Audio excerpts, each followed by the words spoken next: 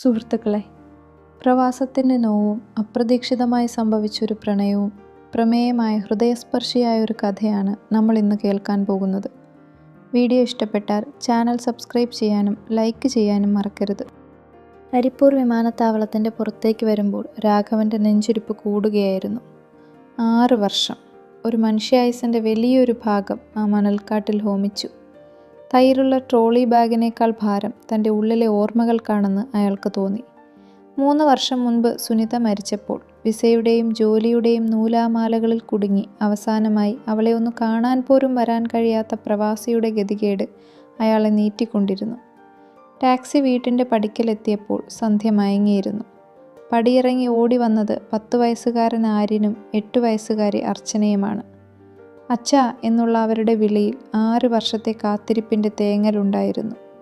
അവരെ ചേർത്ത് പിടിക്കുമ്പോൾ ഉമ്മറത്ത് വിളക്ക് കത്തിച്ചു വെച്ച് നിൽക്കുന്ന സുചിത്രയെ അയാൾ കണ്ടു.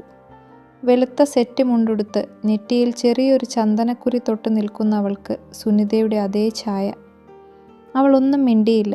പക്ഷേ ആ കണ്ണുകളിൽ തളം കെട്ടി നിന്ന കണ്ണുനീർ 1000 വാക്കുകളേക്കാൾ വാചാലമായിരുന്നു. നാട്ടിലെത്തിയ ശേഷമുള്ള ആദ്യ ദിവസങ്ങളിൽ രാഘവൻ ഒരു അപരിചിതനെ പോലെ സ്വന്തം വീട്ടിൽ കഴിഞ്ഞു. സുനിതയുടെ ഓരോ ഓർമ്മകളും ആ വീട്ടിൻ്റെ മുക്കിലും മൂലയിലും ഉണ്ടായിരുന്നു. സുചിത്ര വളരെ കരുതലോടെയാണ് പെരുമാറിയിരുന്നത്. അവൾ കൃത്യസമയത്ത് അയാൾക്ക് ചായയും ഭക്ഷണവും നൽകും, മക്കളുടെ പഠനകാര്യങ്ങൾ നോക്കും. പക്ഷേ അയാളുടെ കണ്ണുകളിലേക്ക് നേരിട്ട് നോക്കാൻ അവൾ മടിച്ചു. തൻ്റെ മക്കൾക്ക് അവൾ കേവലം ഒരു ചിറ്റയായിരുന്നില്ല. സുനിതയുടെ അഭാവം അവരറിയാതിരുന്നത് സുചിത്രയുടെ സ്നേഹം കൊണ്ടായിരുന്നു. ഒരു ദിവസം അർദ്ധരാത്രിയിൽ അർച്ചനയ്ക്ക് പനി വന്നപ്പോൾ പരിഭ്രമിച്ചു പോയ രാഘവൻ കണ്ടത് സുചിത്ര അവളെ മടിയിൽ കിടത്തി നിറതയിൽ വെള്ളം നനച്ചിടുന്നതാണ്. പേടിക്കണ്ടേട്ടാ, ഇത് സാധാരണ വരുന്നതാ എന്ന് അവൾ ശാന്തമായി പറഞ്ഞപ്പോൾ ആ തണൽ തൻ്റെ ജീവിതത്തിന് എത്രമേൽ അനിവാര്യമാണെന്ന് അയാൾ തിരിച്ചറിഞ്ഞു. മാസങ്ങൾ കടന്നുപോയി. രാഘവനും സുചിത്രയും തമ്മിലുള്ള മൗനം പതിയെ സംഭാഷണങ്ങൾക്ക് വഴിമാറി. നാട്ടുകാർക്കിടയിൽ പല സംസാരങ്ങളും ഉയർന്നു തുടങ്ങി. ചെറുപ്പക്കാരിയായ ഒരു പെണ്ണ് ഇങ്ങനെ എത്ര കാലം ഈ വീട്ടിൽ കഴിയും എന്ന ചോദ്യം രാഘവൻ്റെ കാതിലുമെത്തി. ഒരു മഴയുള്ള വൈകുന്നേരം വരാന്തയിൽ ചായ കുടിച്ചിരിക്കുകയായിരുന്നു ഇരുവരും. സുചിത്രേ, നിന്റെ ജീവിതം ഇങ്ങനെ ഹോമിക്കാനുള്ളതാണോ? നിനക്കൊരു വിവാഹം വേണ്ടേ എന്ന് രാഘവൻ ചോദിച്ചു. സുചിത്രയുടെ കയ്യിലെ ചായക്കപ്പ് വിറച്ചു. എൻ്റെ മക്കളെ നോക്കാൻ നിനക്കല്ലാതെ മറ്റാർക്കും കഴിയില്ലെന്ന് എനിക്കറിയാം. പക്ഷേ അവൾ അയാളെ തടഞ്ഞു. ഏട്ടാ, സുനിതേച്ചി പോയ അന്നു മുതൽ ഞാൻ ഈ മക്കളുടെ അമ്മയാണ്. എനിക്കിനി മറ്റൊരു ജീവിതമില്ല. രാഘവൻ അവളുടെ കൈകളിൽ പിടിച്ചു. എങ്കിൽ നമുക്ക് ഈ ബന്ധത്തിന് ഒരു പേര് നൽകിക്കൂടെ? എൻ്റെ മക്കളുടെ അമ്മയായി, എൻ്റെ കൂട്ടുകാരിയായി നിനക്കിവിടെ തുടരാമോ? ആ നിമിഷം അവരുടെ കണ്ണുകൾ തമ്മിൽ കോർത്തു. അത് വെറുമൊരു ശാരീരികമായ ആകർഷണമല്ലായിരുന്നു, മറിച്ച് 2 ഒറ്റപ്പെട്ട മനസ്സുകളുടെ ചേരലായിരുന്നു. ബന്ധുക്കളുടെയും നാട്ടുകാരുടെയും മംഗളാശംസകളോടെ ലളിതമായ ചടങ്ങിൽ രാഘവൻ സുചിത്രയുടെ കഴുത്തിൽ താലി ചാർത്തി. മക്കൾ സന്തോഷത്തോടെ ആ ചടങ്ങിന് സാക്ഷ്യം വഹിച്ചു. രാത്രിയിൽ തൻ്റെ പഴയ മുറിയിൽ അവൾക്കായി കാത്തിരിക്കുമ്പോൾ രാഘവൻ്റെ ഉള്ളിൽ വല്ലാത്തൊരു അസ്വസ്ഥതയായിരുന്നു. ഇത് സുനിതയോടുള്ള ചതിയാണോ, അതോ കാലം കരുതി വെച്ച നിയോഗമോ? സുചിത്ര മുറിയിലേക്ക് വന്നപ്പോൾ അവൾ വല്ലാതെ വിയർക്കുന്നുണ്ടായിരുന്നു. അവളുടെ മുഖത്ത് പ്രണയത്തിന് പകരം കടുത്ത ഭയമായിരുന്നു. രാഘവൻ അവളുടെ അരികിലേക്ക് നീങ്ങിയിരുന്നപ്പോൾ അവൾ പെട്ടെന്ന് എഴുന്നേറ്റ് പോയി അലമാരയിൽ നിന്ന് തുണിയിൽ പൊതിഞ്ഞൊരു പഴയ ഡയറി എടുത്തു.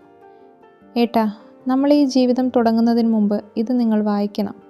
ഇത് വായിക്കാതെ എനിക്ക് നിങ്ങളുടെ ഭാര്യയാകാൻ കഴിയില്ല. അവൾ പൊട്ടിക്കരഞ്ഞുകൊണ്ട് അത് അയാളുടെ കയ്യിൽ കൊടുത്തു. വിറയ്ക്കുന്ന കൈകളോടെ രാഘവൻ ആ ഡയറി തുറന്നു. സുനിതയുടെ കൈപ്പട. അവസാന പേജുകളിലെ വരികൾ അയാളുടെ ഹൃദയത്തെ പിടിച്ചുലച്ചു. സുനിതയുടെ മരണം ഹൃദയാഘാതം മൂലമാണെന്നാണ് എല്ലാവരും കരുതിയിരുന്നത്. എന്നാൽ സത്യം മറ്റൊന്നായിരുന്നു. ഡയറിയിലെ വരികൾ ഇതായിരുന്നു. ഏട്ടാ, എന്നോട് ക്ഷമിക്കണം. ഞാൻ ഈ ലോകം വിട്ടു പോവുകയാണ്. എനിക്ക് മാരകമായ ക്യാൻസർ അസുഖമാണെന്ന് ഡോക്ടർമാർ പറഞ്ഞു. ഈ വിവരം ഏട്ടനെ അറിയിച്ചാൽ ഏട്ടൻ അവിടെ തകർന്നു പോകും. ജോലി കളഞ്ഞു ഓടി വരും. നമ്മുടെ കടങ്ങൾ തീരില്ല. അതുകൊണ്ട് ഞാനിതാരോടും പറഞ്ഞില്ല.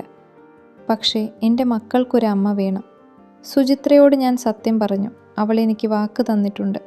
അവൾ നിങ്ങളെയും മക്കളെയും പൊന്നുപോലെ നോക്കിക്കൊള്ളുമെന്ന്. അവൾ എൻ്റെ മക്കളുടെയും നിങ്ങളുടെയും കൂടെ അവൾ എന്നും ഉണ്ടാകുമെന്ന വിശ്വാസത്തോടെയാണ് ഞാൻ മരണത്തിലേക്ക് കീഴടങ്ങുവാൻ പോകുന്നത്. അവൾ നിങ്ങളെ ഒരുപാട് സ്നേഹിക്കുന്നുണ്ട്, പണ്ടു മുതലേ. ഡയറിക്ക് താഴെ ഒരു ചെറിയ കുറിപ്പുമുണ്ടായിരുന്നു. സുനിത മരിക്കുന്നതിന് തൊട്ടു മുമ്പ് കഴിച്ച മരുന്നുകളുടെ കുറിപ്പടികൾ.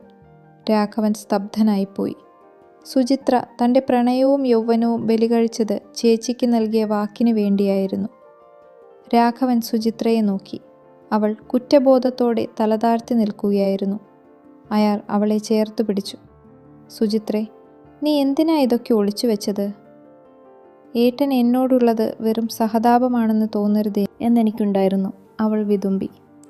ആ രാത്രി എല്ലാ രഹസ്യങ്ങളും വെളിപ്പെട്ടപ്പോൾ അവരുടെ ബന്ധം കൂടുതൽ ദൃഢമായി. സുനിതയുടെ ആത്മാവ് ആ മുറിയിൽ ഒരു തെന്നലായി ഒഴുകുന്നുണ്ടെന്ന് അവർക്ക് തോന്നി. പുതിയൊരു ജീവിതത്തിലേക്ക് അവർ കൈകോർത്ത് ചുവടുവെച്ചു.